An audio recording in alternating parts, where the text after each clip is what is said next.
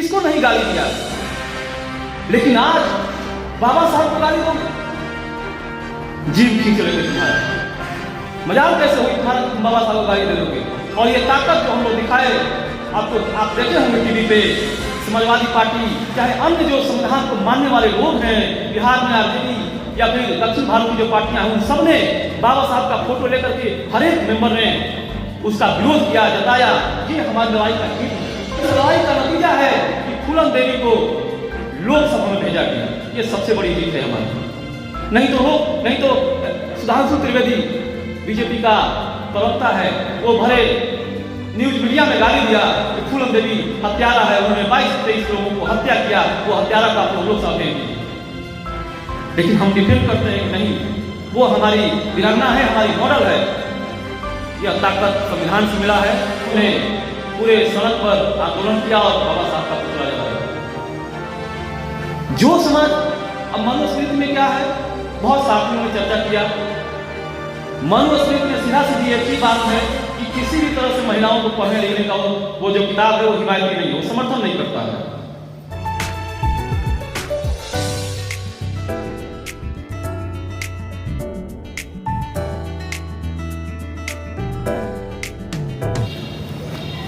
सबसे पहले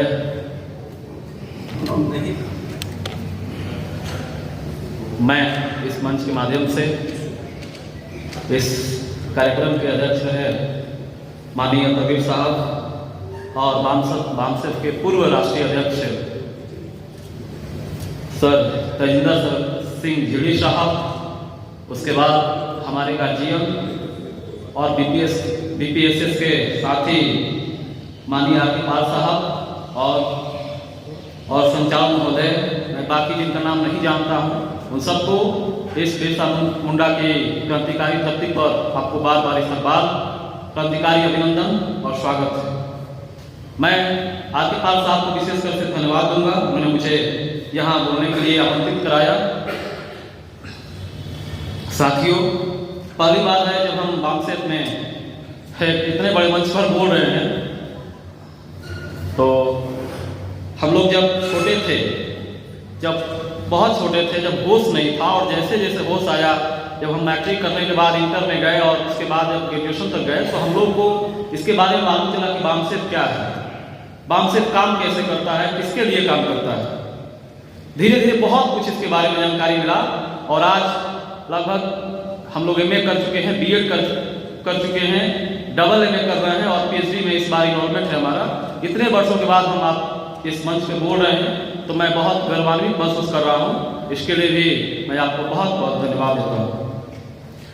साथियों, इस मंच के माध्यम से मैं अपने पुरखे रहे बाबा साहब अम्बेडकर, फूले, पेरियार और वीरांगनाओं में माता नांगेली, सावित्रीबाई फुले, फातिमा शेख, मैं उन सबको इस मंच के माध्यम से क्रांतिकारी इस्तेमाल पेश करता हूँ। ये लोग हमारे समाज के लिए रोल मॉडल हैं, आइडियल। आपने इनके संघर्षों को देखा है, पढ़ा है और समझा भी है। हम लोग भी पढ़ लिख करके उसको समझा है। हम लोग इस मंच के माध्यम से संविधान और बाबा साहब के ऊपर चर्चा कर रहे हैं। साथियों, बाबा साहब इस देश के आइडिया ऑफ इंडिया के रोल मॉडल हैं। भारत कैसा होगा, आजादी के बाद भारत कैसे रहेगा, कैसे चलेगा, हमारे लोगों का क्या होगा, उस मॉडल के प्रस्तावक हैं बाबा साहब। दुनिया में मानवता के सबसे बड़े पैरोकार बुद्ध के बाद अगर कोई हुआ तो अम्बेडकर साहब हुए, और उसके बाद उनके गुरु फुले साहब। दोस्तों, दिन पर दिन यहाँ दो ही लड़ाई है, पूरे देश में दो लड़ाई है। एक तरफ ब्राह्मणवाद है और एक तरफ अम्बेडकरवाद। दो किताबों के बीच लड़ाई है, एक मनुस्मृति है और एक संविधान।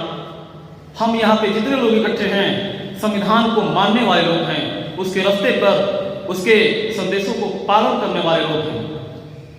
आपको मालूम होगा कि अभी कुछ ही दिन पहले अम्बेडकर साहब को जिस तरीके से पूरे देश की नजरों में भरे पार्लियामेंट में जलील किया गया, ये कोई मामूली बात नहीं है। बरसों से जो घृणा उनके मन में रही है हमारे लिए और अति पिछड़े SC ST OBC आदिवासी अल्पसंख्यक उन तमाम भाइयों के लिए जो पीड़ा उनके मन में थी पार्लियामेंट में दिखाई दिया। वो बोलना नहीं चाहते थे, लेकिन कहते हैं ना कि बर्दाश्त ही नहीं हुआ, बोल दिए किसी तरह से। और हम लोग देख रहे हैं RSS और जनसंघ, इन दोनों संगठनों ने बाबा साहब का नाम तक नहीं लिया, कभी नाम नहीं लिया कि बाबा साहब ने कुछ इस देश के लिए, समाज के लिए कुछ किया है। आपको मालूम होगा 12 दिसंबर 1949 को RSS ने और जनसंघ के साथियों ने बाबा साहब का देश के सड़क के ऊपर पुतला जलाया, उनका पुतला दहन किया। क्यों किया? क्योंकि बाबा साहब भारत की महिलाओं के लिए हिंदू कोड बिल ला रहे थे। उन्होंने पार्लियामेंट में हिंदू कोड बिल के ऊपर चर्चा कर रहे थे, या आपको लग रहा है कोई बिल पास ही हो रहा था, तो उसके विरोध में उन लोगों ने पूरे सड़क पर आंदोलन किया और बाबा साहब का पुतला जलाया। जो समाज, अब मनुस्मृति में क्या है, बहुत साथियों ने चर्चा किया। मनुस्मृति में सीधा सीधी एक ही बात है कि किसी भी तरह से महिलाओं को पढ़ने लिखने का वो जो किताब है वो हिमायती नहीं है, वो समर्थन नहीं करता है। बाबा साहब क्या थे? दुनिया में सबसे ज्यादा महिलाओं के लिए अगर कोई काम किया है तो बाबा साहब ने किया है। आप इस बात को जान लीजिए। बाबा साहब ने उतना बड़ा काम किया कि 10 लोग मिलकर भी उनके बराबर काम नहीं कर पाए महिलाओं के लिए। ये उनकी उपलब्धि है। ताकि जो आप यहाँ बैठी हुई हैं, मैं आप सब माँ बहनों का भी बहुत बहुत इस्तकबाल करता हूँ। आपका यहाँ होना ही बहुत बड़ी बात है, हमारा यहाँ होना ही बहुत बड़ी बात है। उन छोटे बच्चों का होना भी, इसमें बाबा साहब और हमारे जो मुख्य रहे उनका बहुत बड़ा योगदान है। तो ऐसे रहे बाबा साहब। आपको बता दें कि जो समाज हजारों हजार साल से हमारा विरोधी रहा, उन्होंने जब बिहार में कर्पूरी ठाकुर साहब से, उत्तर प्रदेश में राम नरेश यादव थे, मुलायम सिंह, लालू यादव, रामविलास पासवान, सबको गाली दिया, किसको नहीं गाली दिया। लेकिन आज बाबा साहब को गाली दोगे, जीभ खींच लेते तुम्हारा। मजाक कैसे हुई तुम्हारा कि तुम बाबा साहब को गाली दे दोगे। और ये ताकत जो हम लोग दिखाए, आपको आप देखे होंगे टीवी पे, समाजवादी पार्टी चाहे अन्य जो संविधान को मानने वाले लोग हैं बिहार में, RJD या फिर दक्षिण भारत की जो पार्टियां हैं, उन सब ने बाबा साहब का फोटो लेकर के हर एक मेंबर ने उसका विरोध किया, जताया ये हमारी लड़ाई का जीत है।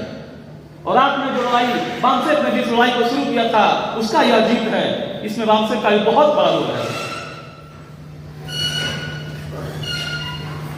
आपको यह भी बता दें कि बाबा साहब का योगदान यह है कि बाबा साहब ने SC के लिए लोकसभा में पॉलिटिकल रिजर्वेशन लागू किया। SC और ST के लिए कोई बनता था क्या MP और MLA? आपको मालूम हो?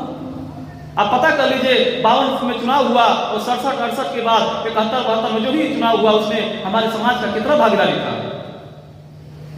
तो यह उस संविधान का दिन है, फुले साहब, पेरियार, लोहिया का दिन है।